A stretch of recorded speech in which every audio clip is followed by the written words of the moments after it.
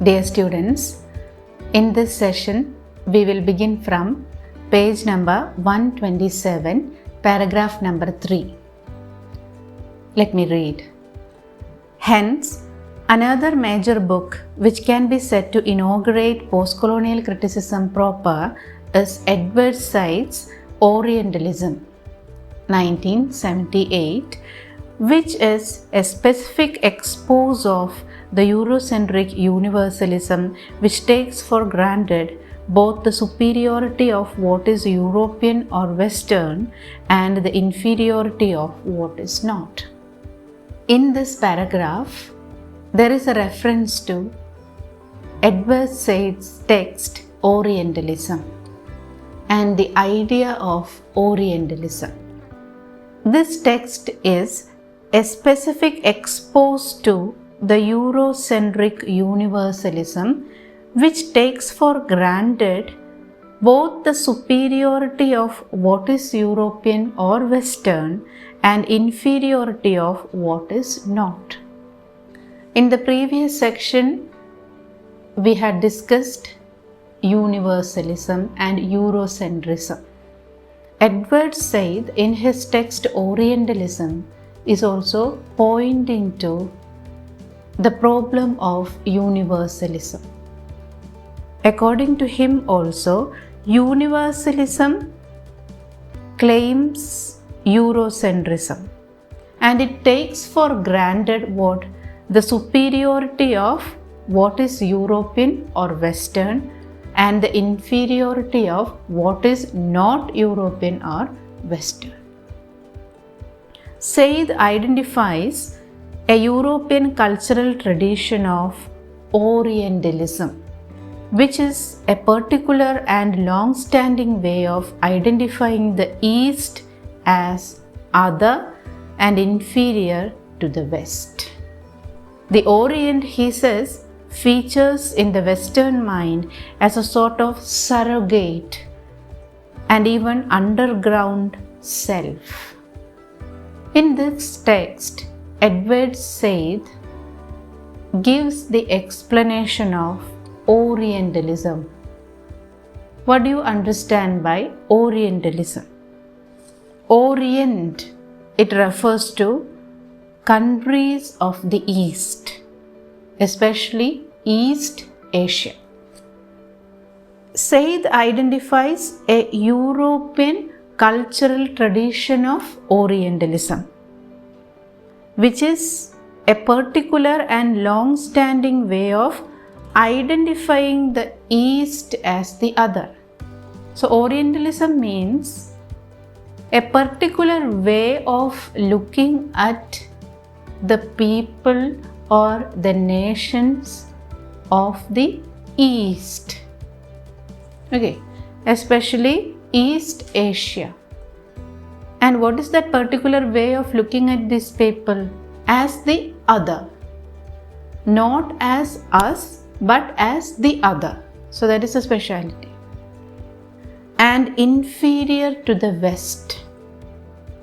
So Orientalism is a particular way of looking at the people other than the Europeans as the other or as inferior to the West.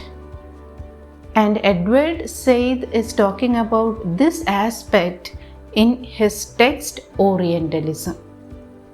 The Orient, he says, features in the Westerner's mind or in the Western mind as a sort of surrogate and even underground self.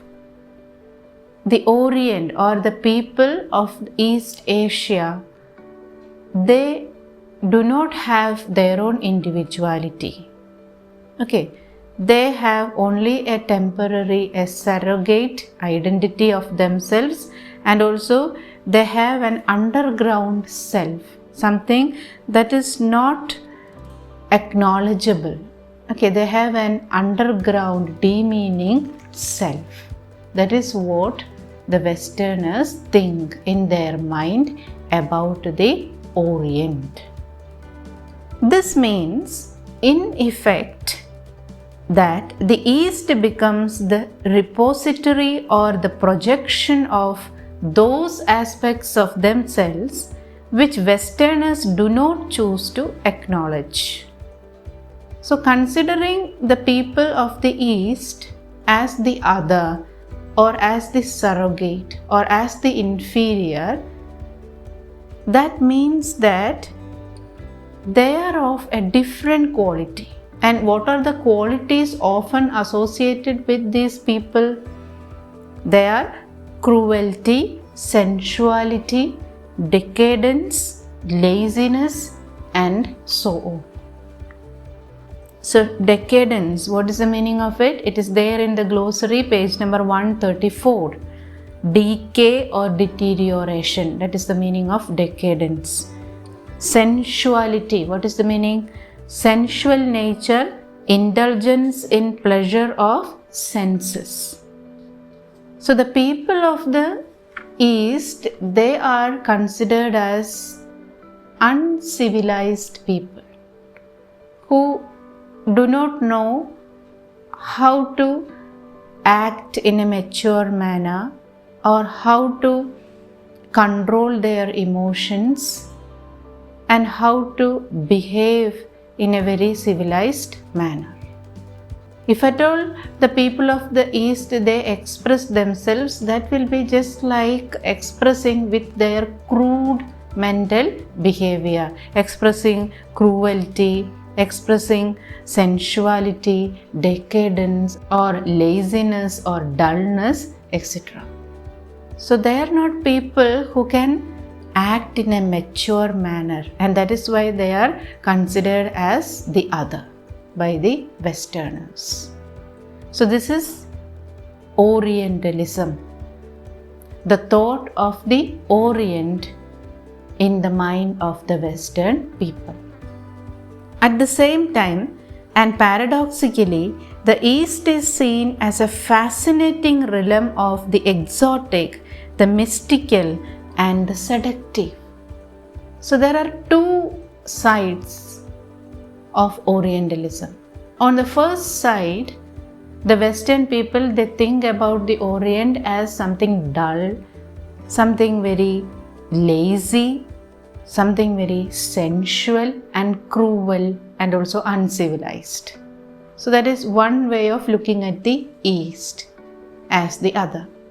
Another way of looking at the East is this: a fascination towards the East, a fascinating realm of the exotic, the mystical, and the seductive. What are the meaning of these terms? Again in glossary, page number 134, exotic means strange or unusual due to foreign origin. So something that is very charming, something that is very unusual and strange to us. So that may attract our attention. That is the meaning of exotic. So the people of the East, they are exotic.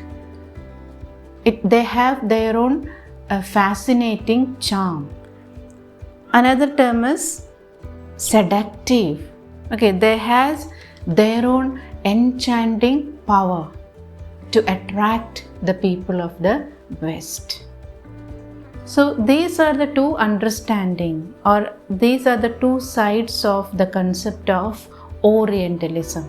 Either the people of the East, they are considered as very cruel, lazy and dull people, or they are given with a fascinating aura of exoticism and seduction or enchanting power. It also tends to be seen as homogeneous, the people there being anonymous masses rather than individuals, their actions determined by instinctive emotions, lust, terror, fury, etc., rather than by conscious choices or decisions. So the people of the East, they were not considered as individuals, because either they have fascinating, strange identity, Or according to the Westerners, they are very crude people who cannot make mature choices of action altogether. They can only become cruel, they can only become lazy, they can only become terrific and lustful or furious. That is what they think. So these all are the conceptions that is framed in the mind of the Westerners about the Easterners, about the people of the East. And this is what Edward Said talks about Orientalism. Their emotions and reactions are always determined by racial considerations. They are like this because they are Asiatics or blacks or Orientals, rather than by aspects of individual status or circumstances. For instance, because they happen to be a sister or an uncle or a collector of antique pottery. So the Easterners or the people of the East, they were not even given an individual status of a human being. They are only considered as a homogeneous group. They are only considered as a homogeneous group or as sensuous, exotic people. They are not ever given an individual status. And they are considered only as blacks or Asiatics or Orientals. The identity of a homogeneous group given to them. They are not ever considered as individuals. As Said says, after quoting the example of a colonial administrator's 1907 account of life in Damascus, in such statements as these, we note immediately that the Arab or Arabs have an aura of apartness, definiteness, and collective self-consistency, such as to wipe out any traces of individual Arabs with narratable life histories. So here there is another example also given about the Arabs, about the people of the Middle East. There is an example given to us of the account made by a colonial administrator who lived in Damascus. Damascus is the capital of Syria. Syria is a country in the Middle East. So a colonial administrator, he gives his account of his own life in one of the colonies, that is Damascus. And there he had to associate with the Arabs. The Arab or Arabs have an aura of apartness, definiteness, and collective self-consistency. Arabs can be considered only as a homogeneous group with a particular quality or nature. They can never be considered as individual beings. Okay, they have a speciality, they have an apartness. Apartness meaning they have a particular isolated quality when compared to other human sections.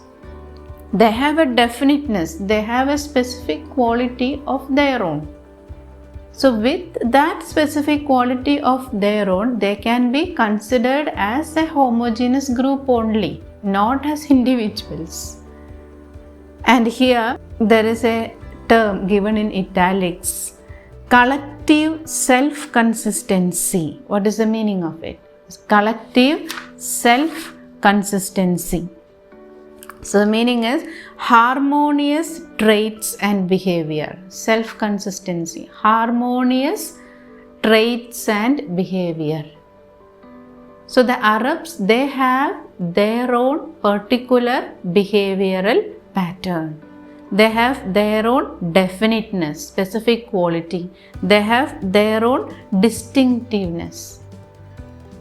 Because of that, they are considered as a homogeneous group, a strange, exotic, fantastic creatures or human beings on earth. That's all. They cannot be considered as real individual human beings by the Europeans. They also belong to the Middle East or to the Orient. So this is the general understanding of the Orient by the Westerners, according to Edward Said. So in this section, Edward Said talks about how the Westerners think of the Orient or the people of East Asia or the Middle East as a mere homogeneous group or as a mere exotic or fantastic creatures who doesn't have their own individual choices, who cannot make their own individual choices or decisions, and they are not even given the status of a human being as given to the Europeans. With this, I end this session. We will continue the chapter in the next session. Thank you.